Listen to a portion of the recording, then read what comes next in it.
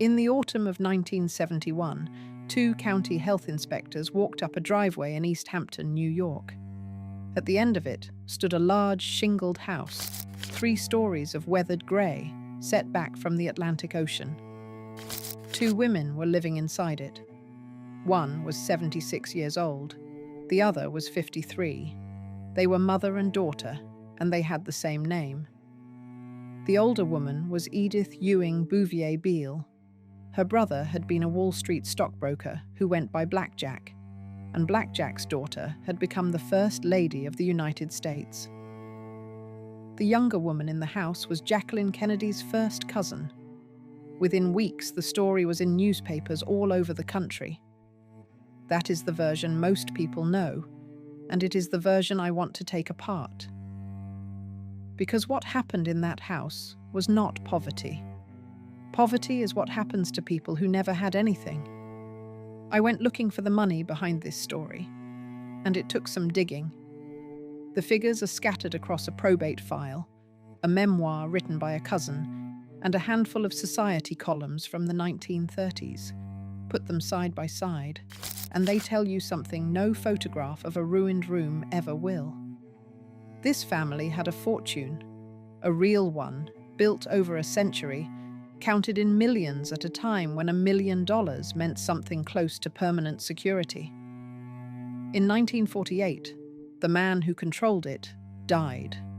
By the family's own reckoning, his daughter, the older of the 2 women in that house, was left $65,000. That was her share.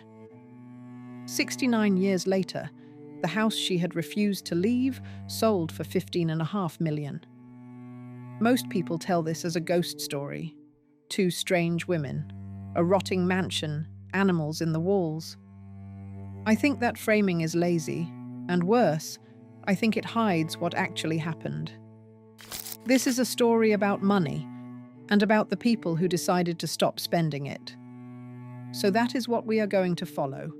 A cabinet maker who fled France with nothing, an office on Wall Street, a will signed in 1948, 2 brothers with law degrees and a decision to make about their own mother, and 1 clause in a contract written in 1979, which is the only reason the house is still standing today. We start at the front door. Chapter 1. Unfit for human habitation. That phrase is not a description, it is a legal finding. When a county health department writes that a dwelling is unfit for human habitation, it is not offering an opinion about housekeeping. It is stating that the building can no longer lawfully be occupied, and that whoever is inside has to leave. Those words were applied to a house at number 3 West End Road, East Hampton, in the fall of 1971. The complaints had been building for a long time before anyone acted on them. Neighbours along West End Road and Lily Pond Lane had been calling the village for years. They complained about the smell in warm weather and about animals moving between the properties. Above all, they complained about the hedge. The privet had been left to grow until it stood well above the 2nd-story windows, and from the road, the house behind it had effectively vanished. East Hampton did not tolerate that sort of thing. Residential land here ranked among the most expensive in the country, and a clipped lawn was a statement of belonging. What sat behind that hedge was not a statement. It was a refusal.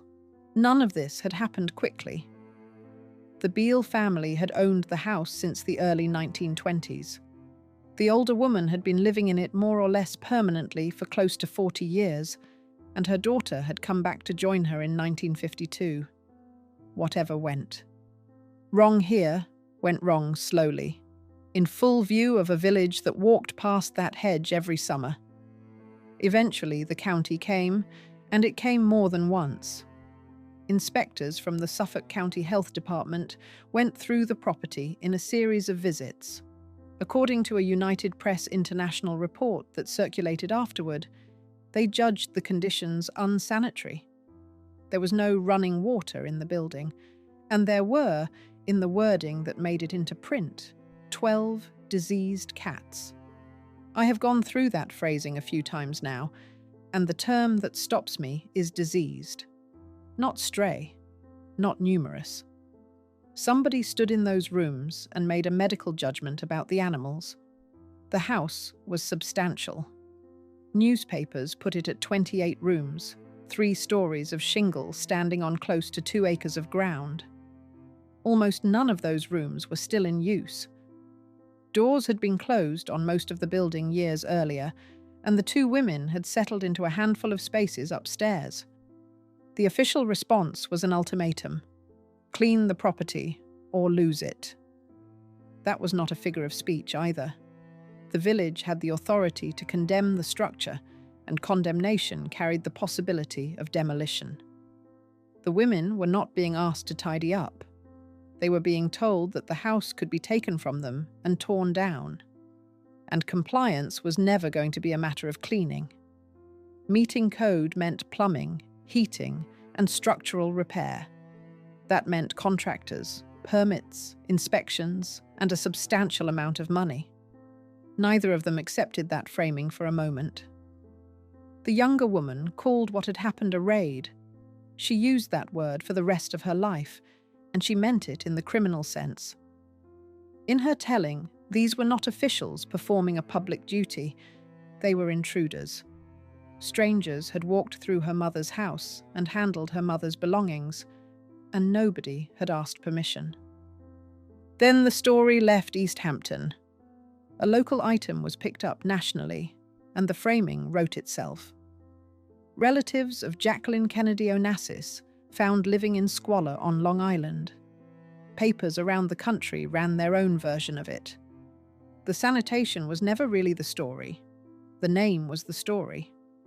I went into this expecting to side against the neighbours, and I came out of the research less sure. They had lived beside a deteriorating property for the better part of 20 years. Some of them were raising children on the other side of that hedge. And there was a family. The older woman had 2 sons. Both were adults with established careers, and both lived within driving distance. Neither had been unaware of the condition of the house. When the Board of Health reached one of them, he reportedly answered that none of this was new, and that his mother was the original hippie. That was it. That was the response. So behind that hedge, at the end of 1971, a woman of 76 and her daughter were facing eviction from the only home either of them wanted. There was no running water, no working plumbing, and nobody coming to help. The land under them was worth a fortune. Chapter 2. The Sons Who Stopped Paying. Cedarcroft, Glen Cove, Long Island. An Italian Renaissance villa built in 1906, standing on the north shore of Nassau County. It sat at the far end of the island from the property the county was preparing to condemn. That was the address of Bouvier Beale, the younger of the 2 sons. He was born in Manhattan in February of 1922 and sent away to the Westminster School in Connecticut. From there came Yale and then Yale Law, which put him on the same road his father and his grandfather had walked before him. By the time he was 30, he had founded his own firm in New York. Walker and Beale took on partners over the years and eventually carried 4 names on the door. He married in 1942. 3 sons grew up at Cedarcroft. And in 1971, the year the inspectors walked up that driveway in East Hampton, he was putting up a summer place of his own. It was in Bridgehampton, a short drive from his mother's front gate. His older brother was Phelan Beale Jr., born in 1920, known to everyone as Fee. He went into journalism. Looking back on the world the 2 of them had grown up in, he once dismissed the whole of it as all that Great Gatsby stuff. Both men were, by any ordinary measure, doing well. Their father had been gone from the marriage since the early 1930s. What remained of the family capital sat in trust. By the middle of the 1950s, following their father's death, Administration of that trust had passed to the two brothers. Hold on to that, because everything else follows from it. The money that kept two women alive on West End Road was not, in any practical sense, theirs to direct. It was controlled by their sons and by their brothers. And the sons had a position. Their position was that the property had always been a liability. Too large, too old, too costly to keep standing, and sitting on land that would fetch more with the building cleared off it. Phelan Jr. later put it in writing. There had been a trust fund, he said, and the effort to keep up that white elephant is what ruined it. The arithmetic was not wrong. A structure of that size on the Atlantic shore, put up in the 1890s, needs a roof, a furnace, and constant attention to pipework that salt air eats through. Both brothers took the view that they could not carry it. The sensible course, as they saw it, was for their mother to sell and move somewhere she could manage. She would not do it. Not that year, not the next, not ever. So they applied pressure. Both brothers stopped paying for the utilities and the upkeep. This was not neglect, and it was not an oversight. It was a strategy with a clear objective, and anyone who has watched a family fight over an inherited property will recognize the logic without needing it explained. Make the place unlivable, and the people inside it will go. The shutoffs came one at a time. Power, heat. Then the slow business of what happens to a large old building when nobody is paying anybody to come out and look at a failing system. This is the part of the story I find hardest to sit with. I have tried in good faith to look at it from where those two men were standing. They had wives and children. They had obligations of their own. No law in New York required either of them to underwrite a crumbling estate for a mother who would not take their advice. But the strategy did not work. That is what has to be said about it. It did not work for a very long time, because the two women it was aimed at absorbed everything it did to them. Rooms that could not be heated were shut and forgotten. Bathrooms that stopped functioning were abandoned where they stood, and daily life reorganized itself around whatever still worked. Each year, the two of them lived a little smaller. Each year they stayed. I am not going to pretend I know what passed between those four people in private. What can be established is the timeline. The pressure ran for something close to 2 decades. It never moved either woman off that land. What it produced instead was the situation the county inspectors found when they finally came. Bouvier Beale outlived his mother by 17 years. He died at Cedarcroft in 1994. His brother Unfit had died the year before. 2 decades of pressure, applied by 2 grown sons with careers and good addresses, aimed at moving one woman off one piece of ground. It never moved her an inch. Chapter 3. The Wedding Guest. Nobody Invited. The 12th of December, 1942. St. John's Episcopal Church at Lattingtown, out on Long Island. The ceremony is already underway. Bouvier Beale is 20 years old and marrying Catherine Ridgely Jones. His older brother stands beside him as best man. The pews are full of the people you would expect at a North Shore wedding in the second winter of the war. The service is roughly half over when the doors open at the back. Big Edie has arrived. She is 47 years old, and she has come dressed as an opera singer. She was not simply overdressed. She was in costume, playing a character from the stage at her own son's wedding. And she had timed her entrance so that every head in the building turned to watch her walk in. To understand why that landed the way it did, you have to know what she had become by 1942. By that December, she had been performing in public, in a modest way, for more than 10 years. In another family, in another decade, it would have been a hobby people found charming. In hers, It was an embarrassment that had been building for 11 years. Her husband had walked out of the marriage in 1931. She stayed on at East Hampton with the children and a household she could not really afford, and she turned steadily away from the life she was expected to lead. The cocktail parties went unattended, the upkeep slid, and she sang. Her father watched all of it and liked none of it. Major John Vernou Bouvier Jr. was the head of this family in a way that is hard to translate now. He controlled the money. He also controlled the code, which was the thing that mattered more. His views on appearances, on names, and on the obligations attached to both were rigid, and he had spent decades enforcing them on his children. His daughter walking into her son's wedding in costume, halfway through the service, in front of everybody who counted, was not eccentricity. It was a public announcement that she had stopped caring what he thought. He was appalled, and he did something about it. Sometime after that December, he changed his will, cutting his daughter out of most of what she would otherwise have received. 4 years later came the second one. In 1946, after 15 years of separation, Phelan Beale finally obtained a divorce. He did not come to see his wife, and he did not send a lawyer to explain it. He went to Mexico, got the decree there, and told his family by telegram.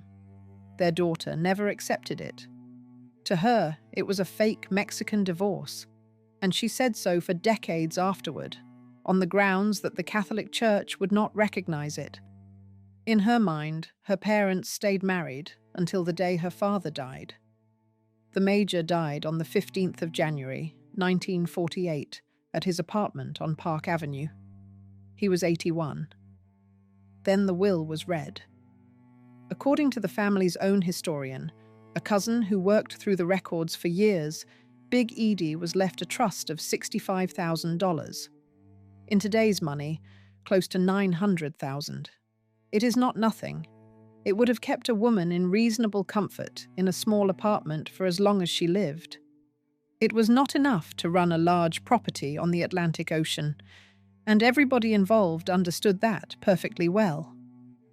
I have read a fair amount about this family by now, and nothing else in the record is quite as out of proportion as this. One late entrance, one costume, and a woman in her 40s lost her share of a fortune that had taken 100 years to assemble. Every version of that wedding comes down to us through people who were mortified by it. I would give a good deal for one account from somebody in those pews who simply thought it was funny. 2 years later, the last of it went. In April of 1950, Lasata was sold. It was the Bouvier estate in East Hampton, the place where all the grandchildren had spent their summers. Its loss registered with them as the end of something larger.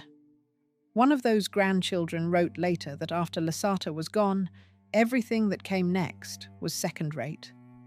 Her father was dead. Her mother had gone years before him, and the family seat now belonged to strangers. What Big Edie had left was a trust that could not carry the building she lived in, and a building she was never going to leave. Chapter 4. $7 million. France, 1815. Napoleon has fallen for the second time, and the men who served him are in serious trouble. One of them is a cabinet maker from the south of the country named Michel Bouvier. With the monarchy restored and reprisals underway, he did what a great many Bonapartists did that year. He got out. Philadelphia is where he stopped. What happened next usually gets compressed into a single line about a poor immigrant who made good, and that compression throws away the only interesting part of it. Bouvier worked as a cabinet maker, and he was good at it. Joseph Bonaparte, the emperor's exiled brother living out his years in New Jersey, is said to have been among his customers. Furniture, though, was not where the money came from. Making pieces by hand turned into manufacturing them. Manufacturing required timber, and timber required ground. So he went into the firewood trade and began buying forest to supply it. Then he kept buying. By the end, he held something in the region of 800,000 acres. Some of that ground was sitting on coal. That is the origin of the Bouvier money, and hardly any of it was planned. A refugee bought woodland to feed a furniture business, and the woodland turned out to be lying on top of the fuel that was about to run industrial America. He spent the rest of his life converting the proceeds into real estate. He died wealthy, with 10 children to divide it among. The second fortune was made deliberately, and it was made on Wall Street. Michel Charles Bouvier, known ever afterward as MC, was one of those 10. He went into finance, and he was very good at it. He also, in the late 1920s, did the single smartest thing anybody in this story ever did. He got out of the market before it fell. Sometime before October of 1929, he unloaded most of his common stock. When the crash came, he was largely untouched by it. His nephew was not. The major had come into roughly $250,000 from his own parents about 9 months before the market broke. He lost around half of it. 40 years a trial lawyer, he retired briefly, then joined his uncle's firm on the exchange as a general partner. Then, in 1935, MC died. And here I have to stop and be straight with you about a number, because 2 of them circulate and they do not agree. You will find MC Bouvier described as a $7 million man. You will also find a newspaper report of his estate in 1935, putting the total at just under $3 million. Both can be accurate at the same time. $7 million describes what he was worth at his peak, before the crash and before years of handing money out. Just under $3 million is what actually went through probate at the end. Either way you count it, the figure translates to somewhere between $70 and $150 million today. Either way, his nephew was the last male heir the line had, and it came to him. The major was 68 years old, and by every account, the money changed him. He bought the big place on Further Lane from his own wife, who had purchased it a decade earlier with her father's money. He installed himself at the head of a summer court that could run to 17 around the dining table. Every year he gave the Memorial Day address in the village, which opened the season. He became, in his own estimation, and increasingly in the eyes of East Hampton, a personage. 13 years stood between that windfall and the end of his life. He spent them living at the rate of a man who had decided the money could not run out. Accounts written from inside this family are blunt about the result. What came to him in 1935 did not survive him. He also wrote a book. It was privately printed, it was called Our Forebears, and it set out the Bouvier descent from the French nobility in confident detail. Almost none of it was true. When genealogists went through the actual documents, what turned up on that side of the line were drapers, tailors, glovers, farmers, and domestic servants. Respectable working people. Nothing more and nothing less. The name Bouvier itself translates roughly as cowherd. I have to admit I enjoy this enormously. A man living on coal money that a furniture maker had stumbled into sat down, manufactured himself an ancestry, printed it, and handed it to his grandchildren as fact. They believed him. That is where it stops being funny. In the 1970s, sitting in a building with no running water, little Edie was still telling journalists that her people came down from the kings of France. The Bouvier money lasted 3 generations. The story the major printed about it has lasted considerably longer. Chapter 5. What a voice cost her. A soprano carrying through a drawing room in East Hampton on a summer evening. A piano behind it. 20 or 30 people sitting on chairs brought in for the occasion. That is the sound at the center of this whole story, and almost none of it survives. Edith Bouvier Beale, could sing. Not in the manner women of her class and generation were expected to sing, which meant pleasantly, briefly, and then out of the way. She had a trained voice, and she worked at it. A professional accompanist was engaged and kept on, and by family accounts, he ended up more or less living at the property. There were recitals in the drawing room. A small number of recordings were made. None of that was in the plan. She was born in October of 1895 in Nutley, New Jersey, and the route ahead of her was mapped before she could walk. A good marriage, a good address, children, a seat on the right committees, and a box at the right events. What she was permitted to want, she was given. What she actually wanted was a career, and in her world, in her year of birth, that word did not apply to women like her at all. She married in January of 1917 at St. Patrick's Cathedral. She was 21. The groom was Phelan Beale, 35, an attorney from Alabama who had come north and gone into practice with her father. 2,500 people were at the ceremony. 500 came back afterward. They took an apartment on Madison Avenue, on the block where the Carlisle Hotel stands today. 3 children arrived inside 5 years. Little Edie in November of 1917, Phelan Jr. in 1920, Bouvier in 1922. And in the early 1920s, Phelan Beale bought the property in East Hampton. It was already a place with a reputation, and not for the reason you would guess.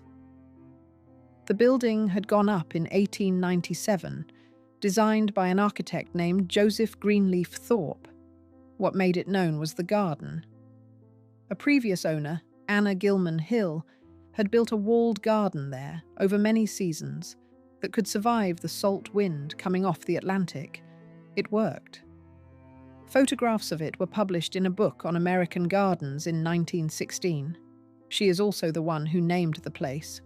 Grey Gardens, for the grey of the dunes, the grey of the sea fog, and the grey-green of the only plants that would grow in that air. A house named after a garden, which would end up famous for what happened when nobody tended it. For about a decade, the arrangement held. Then it stopped holding. The marriage ended in the summer of 1931. What matters here is not that it ended, but the terms it ended on. Phelan Beale paid child support. He did not pay alimony. Not then, and not when the divorce was finally made formal 15 years later. Read that again, because everything downstream sits on it. A woman of 35 was left with a large seasonal property on the Atlantic coast, 3 children, and no income attached to her own name. The building was hers. The means to run it were not. She began selling ground. At one point, she disposed of a section of the property for $11,000 over her father's objections, simply to keep going. And she kept singing. Let me put the case for her, because the surviving accounts are written almost entirely by people who found her exasperating.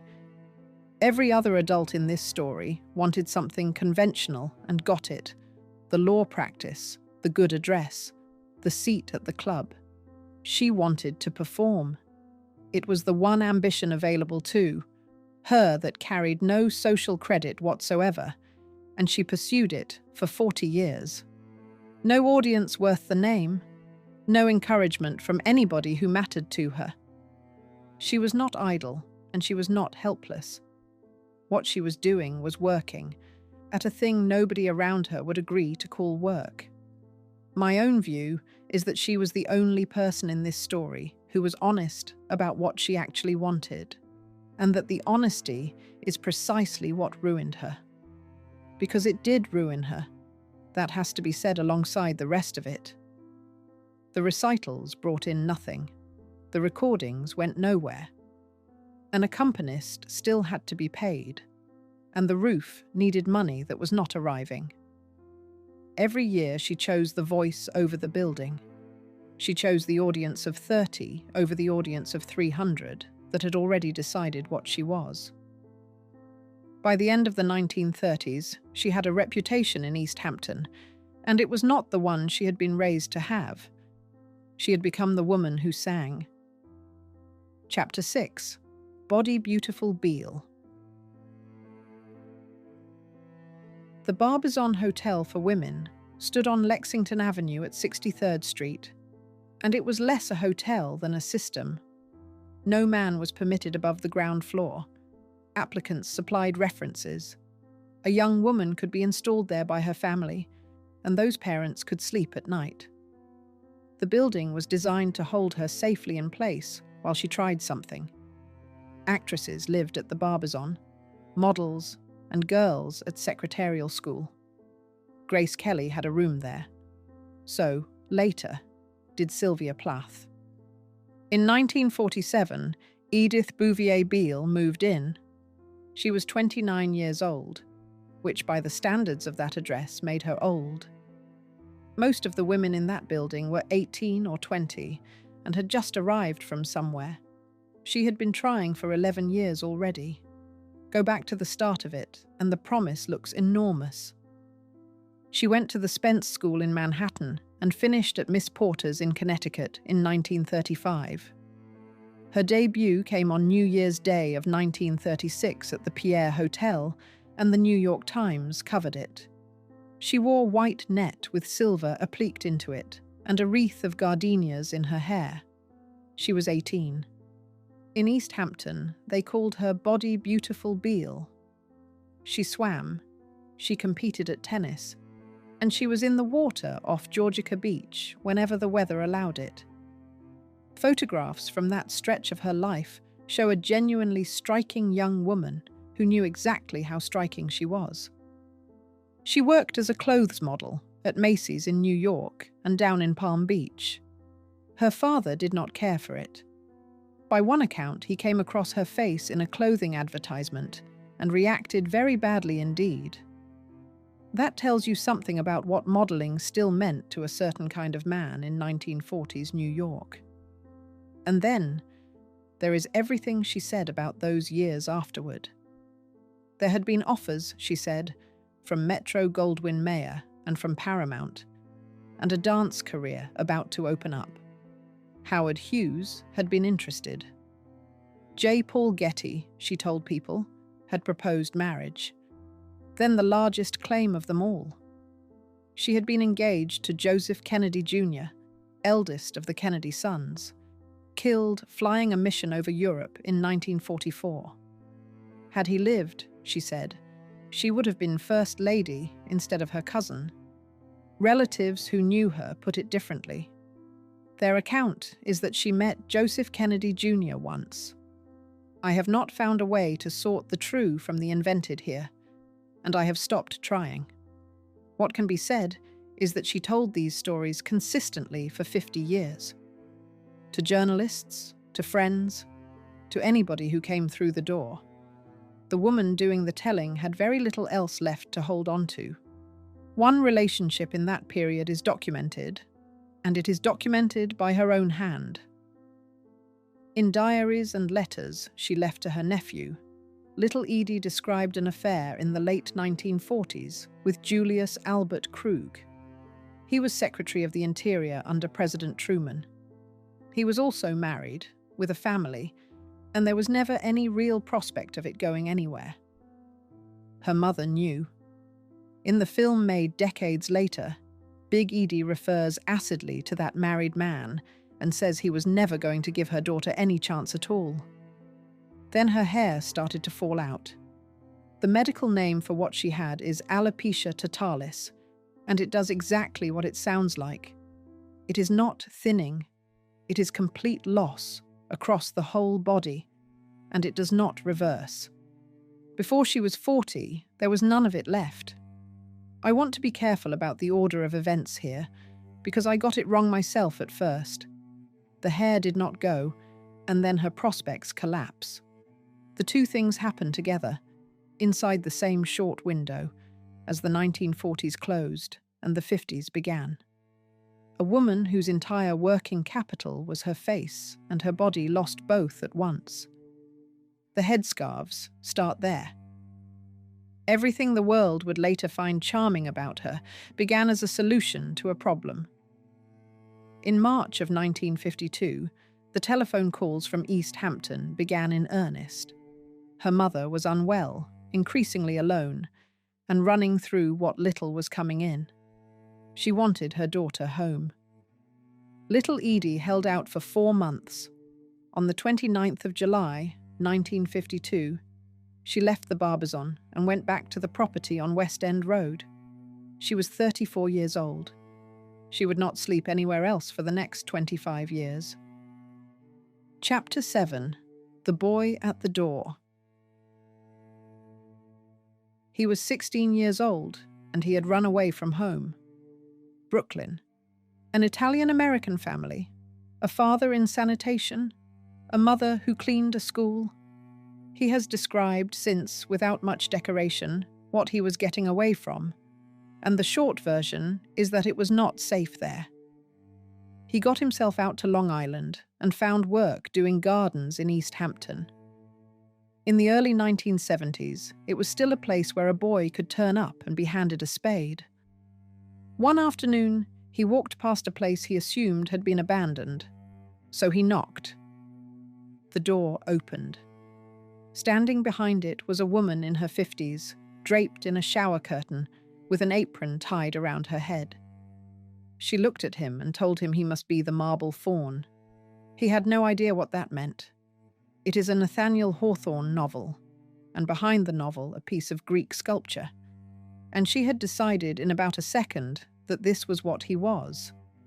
The name stayed attached to him for the next 50 years. His name was Jerry Torre, and he stayed. For roughly 3 years, he was in and out of that door every week, doing whatever needed doing. Carrying, lifting, fixing the small number of things that could still be fixed. By the time he first knocked, little Edie had been living there for 19 years, and her mother for close to 50. And what a 16-year-old walked into was not a horror story. It was a household. A profoundly odd one, running on rules he had to learn as he went, but a household with its own order and its own daily shape. Big Edie ran it from her bed on the 2nd floor. She was in her 70s by then. She did not come downstairs much, and she directed everything from where she lay. Meals, conversation. Visitors, what her daughter wore. That last one is worth pausing over. Big Edie liked to see little Edie change outfits through the course of a day, and by one account she expected as many as 10 changes. Anyone who has watched the film and wondered why the woman is wearing something different in every scene now has the answer. It was not eccentricity for the camera, it was the arrangement. There were the cats, a great many of them, and they had names. There were raccoons in the attic. Rather than drive them out, the 2 women fed them, which is the single detail that tells you most about how that place worked. Anybody else would have called somebody. They set out food. And there was music constantly. Records, the radio, and the 2 of them singing over both. Arguments ran for hours and settled nothing, then dissolved into affection, then started again. I like Jerry Torre. I do not think it is possible to read his account of those years and not like him.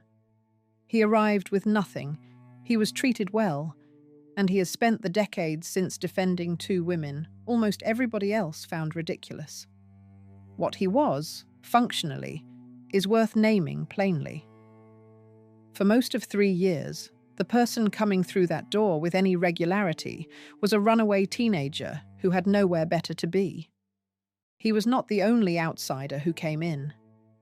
In 1975, a friend of theirs moved in and stayed 13 months. Lois Wright was a painter and a palm reader, and she kept a journal the whole time. At some point in those years, a fire started in the upstairs hallway. It was small, and it was put out. It left a hole in the wall that anyone who has seen the film has looked at without knowing what caused it. There is one exchange on film worth holding on to because it shows how they saw themselves. A local paper had printed something about little Edie's mental health. She rejected it outright. "No Beales are schizophrenic," she said. Jerry Torre left in the end. He worked for a time as an assistant to the puppeteer Wayland Flowers. Through a connection he made at that address, he went off to tend gardens for the royal family of Saudi Arabia. Then he came back to New York and drove a taxi for years, and nobody looking for him could find him. In 2005, somebody recognized the driver. He is a sculptor now, trained at the Art Students League. In 2018, he published a memoir about his 3 years as the Marble Faun, and it remains the warmest account of those 2 women that anybody has written. He was 16 when he knocked. Nobody had told him there was anything wrong with the people inside. Chapter 8. What Jackie paid for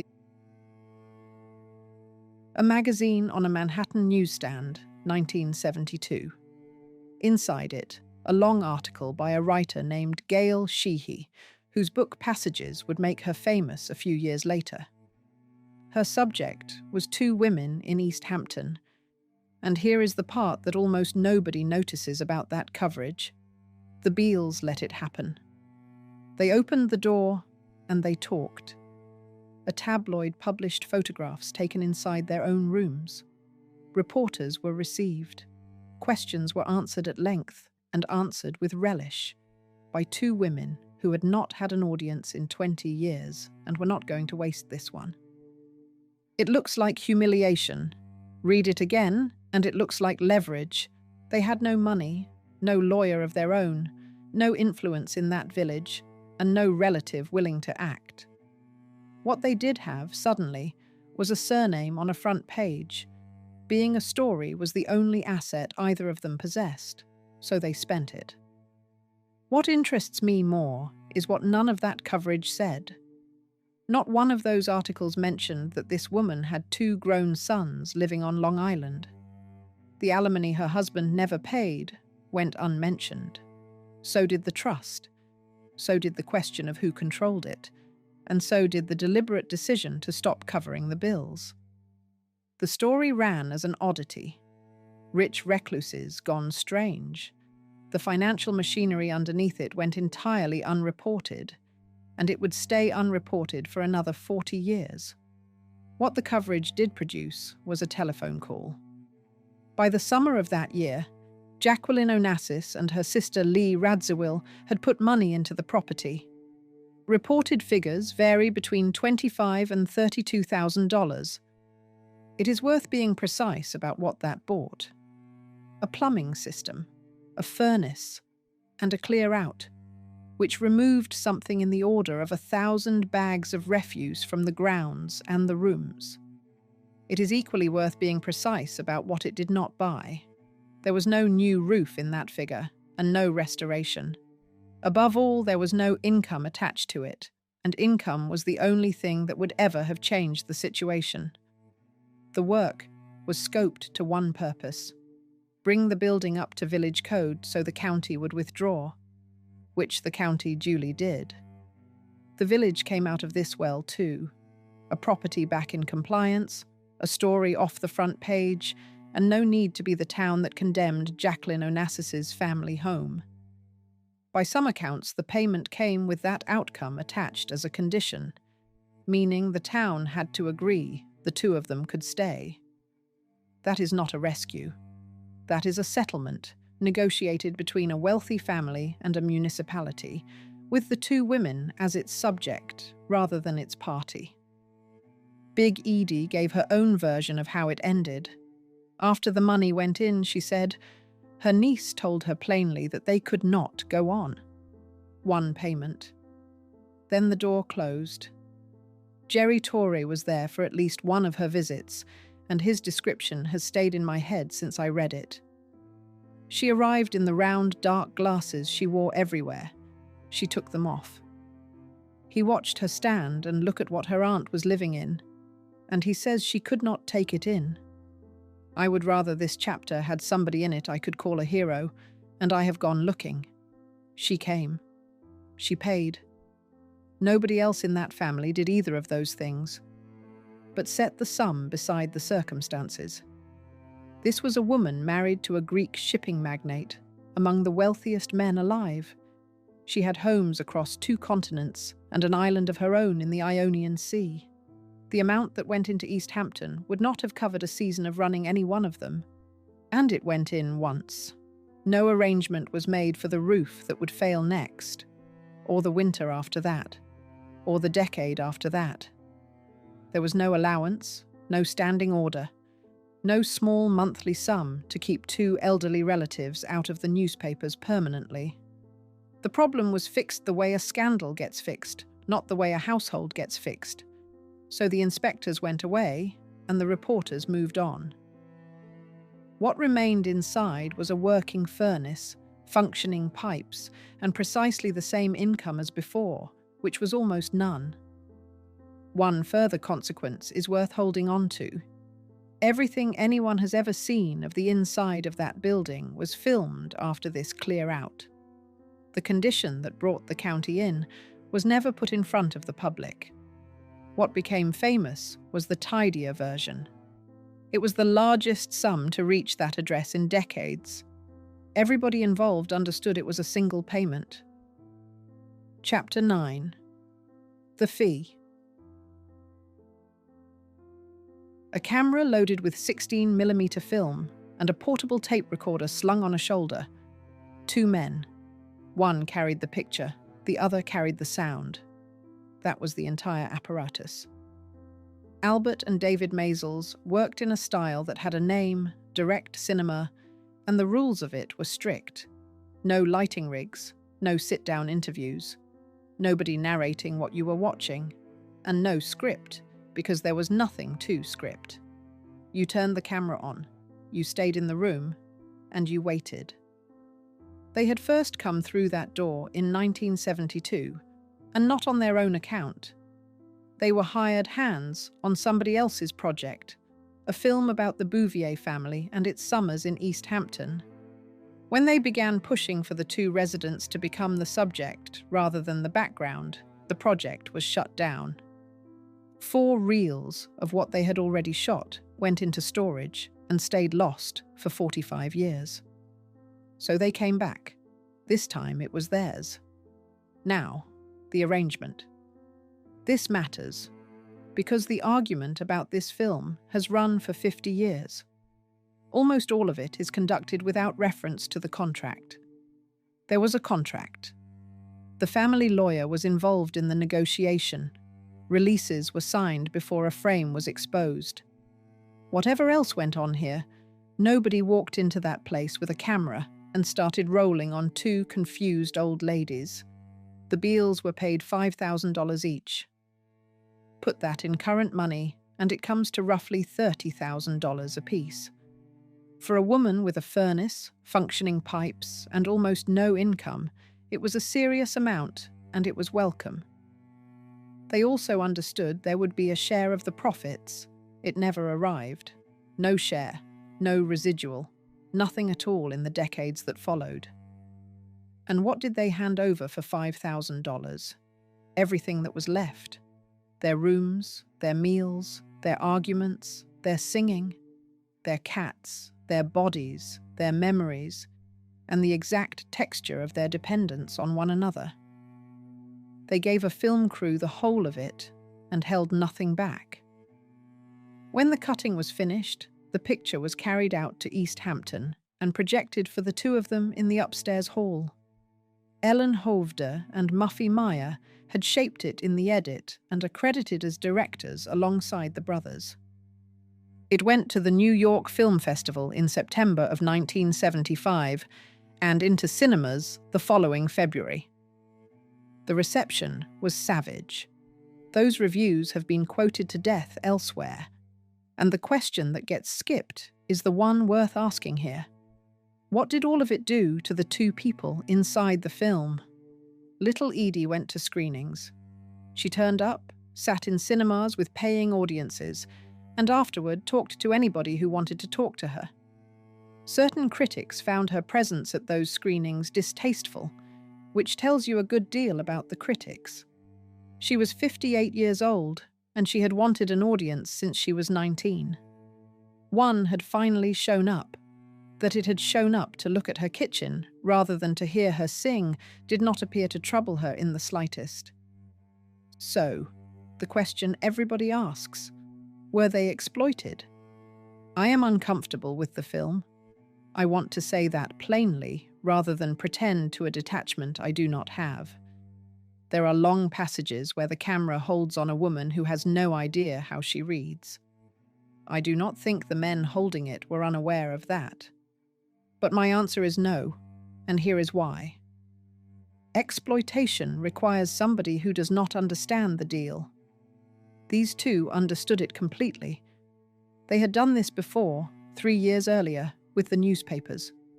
They knew precisely what they were selling, and they had decided long ago that being looked at was preferable to being forgotten. Albert Maysles said something similar many years afterward. He had studied psychology. He refused to describe them as ill, and he insisted that what looked like eccentricity was two people asserting themselves. He maintained they were in control throughout. They were not exploited. They were underpaid, which is a different offence and a smaller one, and it is the offence nobody bothers to name. Because that film never stopped earning. It became a cult object, then a set text, then a Broadway musical that took 3 Tony Awards, then a television film that won Emmys, then a permanent reference point for designers, photographers, and drag performers on 4 continents. A second documentary was assembled from the offcuts. The lost reels from 1972 surfaced and became a third. 50 years of revenue across every format there is, $5,000 each, once, in cash. Chapter 10. The Clause. The 5th of February, 1977. Edith Ewing Bouvier Beale died that day at the age of 81. She had been ill, and by then she had lived at that address for more than half a century. Her daughter was 59, and for the first time in her adult life, she was alone. What she did next is the detail I would keep if I could only keep one. She left the room she had shared with her mother, moved into a smaller one elsewhere in the building, and put a mattress on the floor. That is where she slept from then on. Then she stayed for 2 more years. She did not have to. There were buyers. There had been buyers for years, and the arithmetic on that piece of land had only ever pointed one direction. Clear the site and sell the ocean. Her mother had not wanted it sold, and so it was not sold. In January of 1978, little Edie went into Manhattan and did the thing she had been talking about since the age of 19. Reno Sweeney was a nightclub on West 13th Street. She was booked for 8 performances across 5 nights, 2 audiences a night, singing and dancing and telling the room about her life. Little Edie was 60 years old, on stage with a fever, and not long after an operation on her eyes. The notices were cruel. The New York Times ran a review that called the act a public display of ineptitude. The club kept the reviews away from her, which may be the one act of plain kindness in the whole of this story. She never knew. In an interview, she said the plan went back to when she was 19, that people could write whatever they liked, and that the intention was to enjoy herself. Then out again for the second show. The following year, she sold. The place had gone on the market at $500,000. Offers came in. The most straightforward money in that market belonged to buyers who wanted the ground and not the structure, and every one of those offers meant demolition. She turned them down and took less. Sally Quinn, a journalist, and her husband Ben Bradley, then executive editor of the Washington Post, paid $220,000 in 1979. Written into the agreement was a stipulation that they would not tear the building down. That clause is the last decision little Edie ever made about that address, and I want to give it its due because it is routinely presented as sentiment. It was not sentiment. It was a woman with no money and no leverage, in her 60s, sitting across from buyers offering more. She took the worst deal in order to control what happened after she was gone. People with lawyers and advisors fail to do that every day of the week. She told Quinn the place only needed a coat of paint. It needed considerably more. Bradley was allergic to cats and reacted badly to the state of the interior. Carl Bernstein reportedly bet $100 the place would not be habitable by the following summer. Bernstein lost.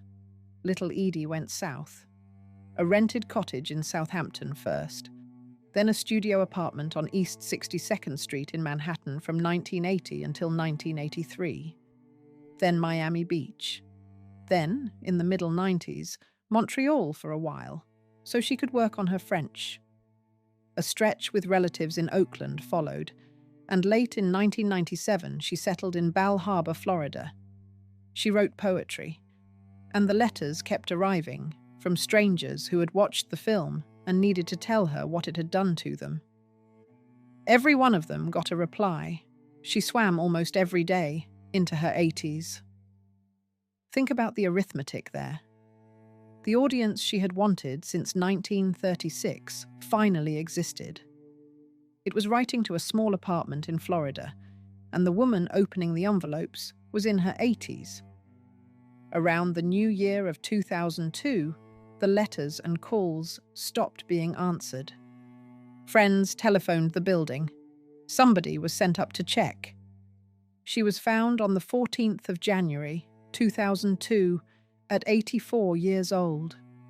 The estimate was that she had died about 5 days earlier of a stroke or a heart attack, alone in a small apartment a long way from Long Island. The burial was at Locust Valley, near her younger brother, rather than beside her mother. And the building she had taken $180,000 less to protect was still standing.